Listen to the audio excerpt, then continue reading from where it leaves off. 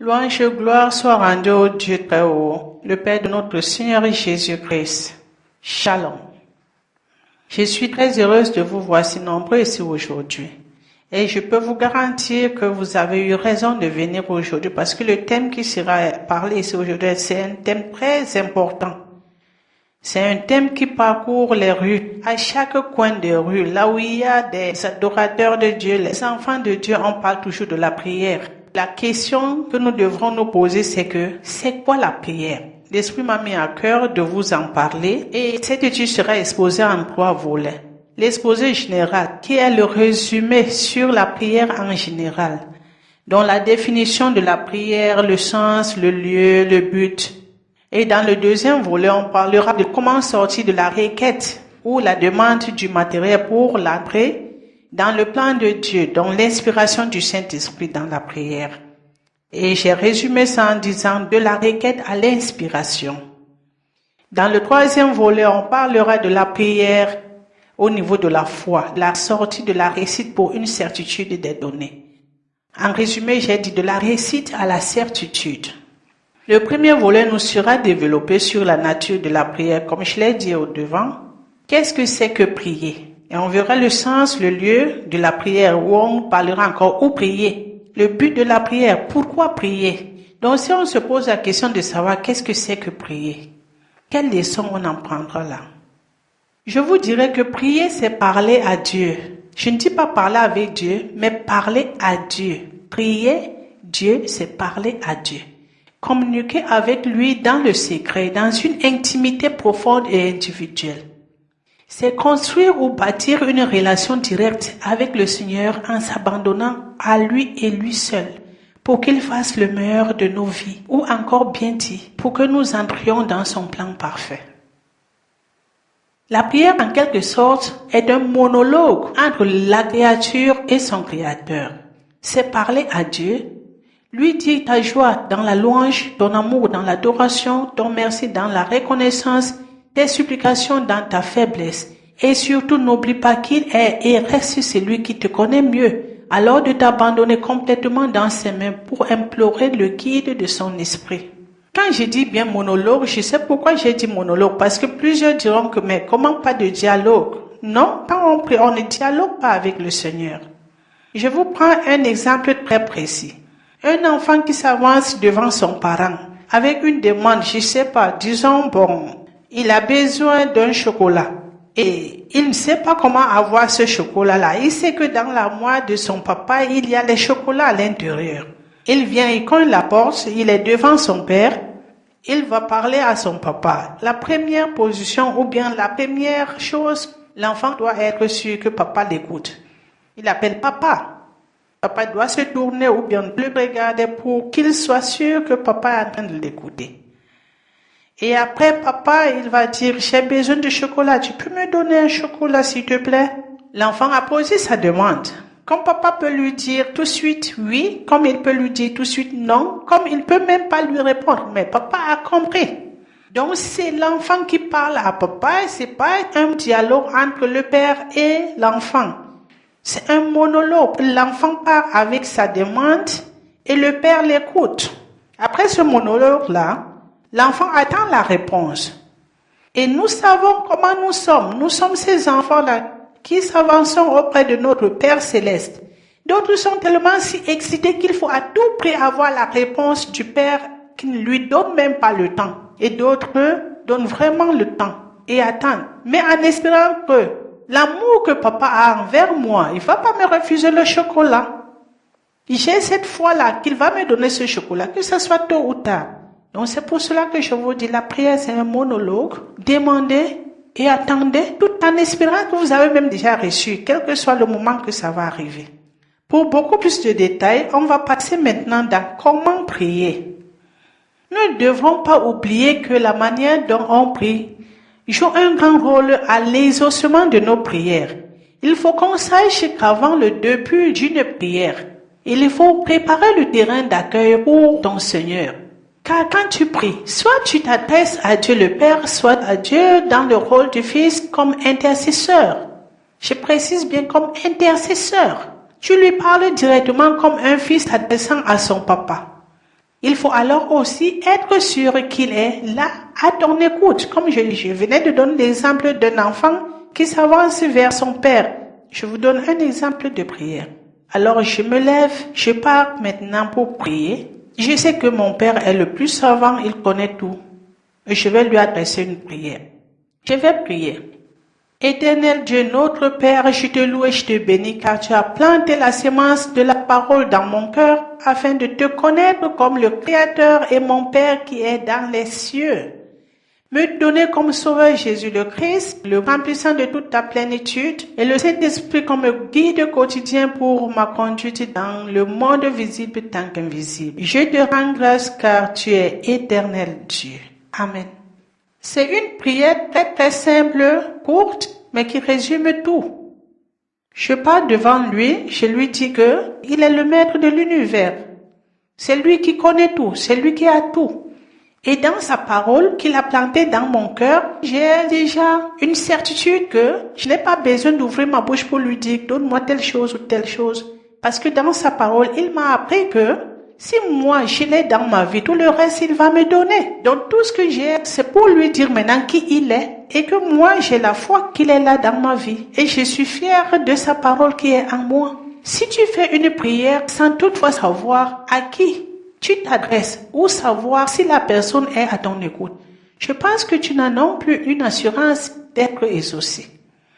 C'est pour cela que tu chercheras à entrer dans la présence de Dieu avant de commencer la prière et lui demander le pain de son esprit pour le discernement des choses des meilleures. Ce fait qu'on se lève tout d'un coup, on commence à prier, on ne sait même pas qui on est en train de prier, on ne sait même pas si Dieu est vraiment là maintenant pour nous écouter. Papa bon cœur, qu'est-ce que tu fais? Hé, je te parle, réveille-toi. Non, c'est pas notre affaire. Oh mon Dieu, c'est comme ça, je suis malade, guéris-moi. Amen, au nom de Jésus. Tout est clair, la prière est finie. Mais je vous dirais que c'est dommage. C'est pour cela que la question est toujours pourquoi nos prières ne sont pas écoutées. Alors pour que nos prières montent et arrivent chez Dieu, il faut une concentration absolue, une conversation directe et sincère. Louer et glorifier Dieu dans une sincérité du cœur. Lui remercier de tout ce qu'il jusqu'ici a fait pour toi et au monde. Et venir après avec des supplications et tes manquements vis-à-vis de ta faiblesse. Lui demander de te donner un esprit de discernement pour les choses de meilleur pour ta vie. Ceci peut encore être appelé la sagesse.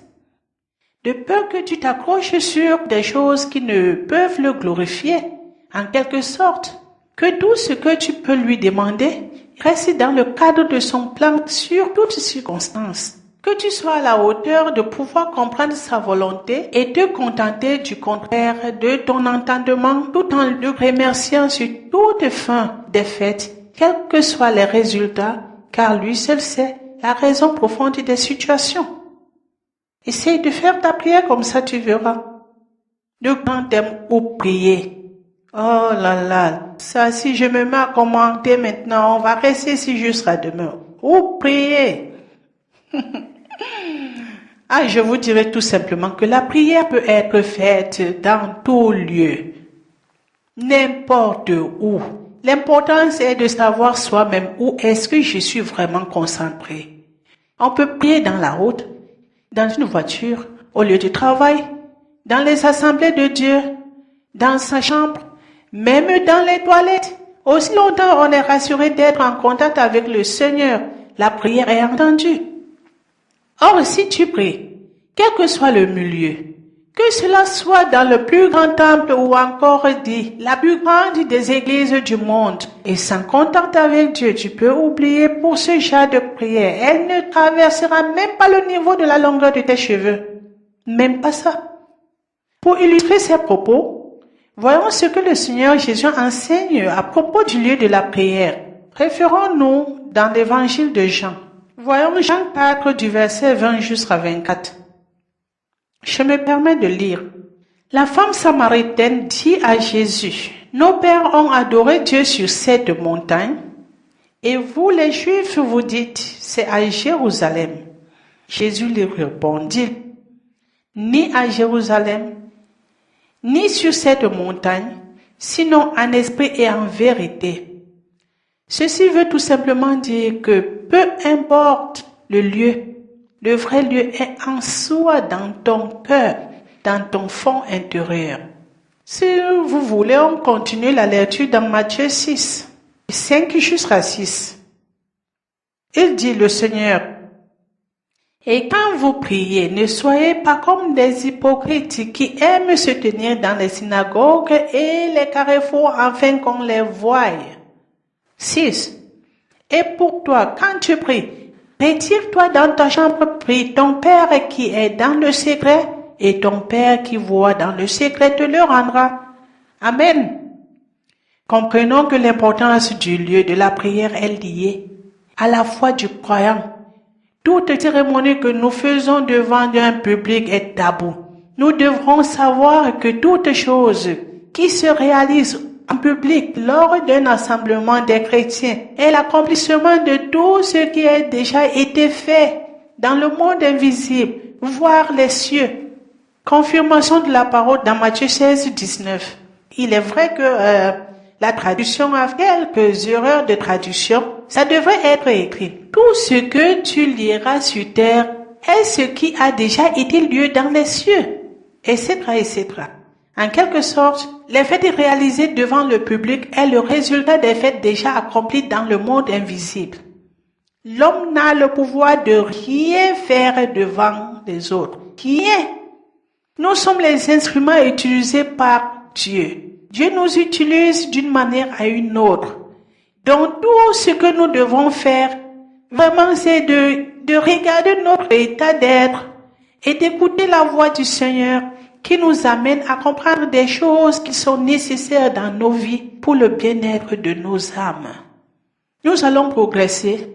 C'est un thème très long et puis on va chercher à faire le mieux aujourd'hui. Le but de la prière. Pourquoi il faut prier? La prière a pour but de se rapprocher du Créateur notre Dieu afin que dans les louanges, adorations et supplications, nous nous abandonnons dans ses saintes mains pour la bonne et meilleure direction de nos vies, de se couvrir d'une assurance de sa présence dans nos vies. Donc, comme je disais auparavant, un enfant de Dieu qui ne prie pas, c'est un égaré. C'est un égaré. Sans la prière, tu ne peux rien sur cette terre. C'est la prière qui est ta couverture. C'est la prière qui est la porte d'ouverture entre ton Créateur et toi-même. Prière qui t'amène à recevoir le Saint-Esprit qui va te révéler les choses qui se trouvent dans le secret.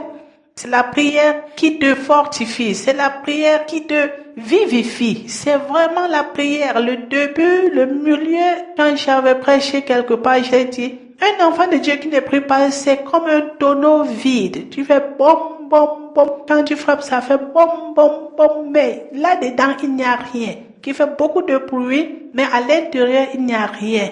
Pour qu'un enfant de Dieu ait vraiment sa qualité d'un enfant de Dieu, doit vivre dans la prière.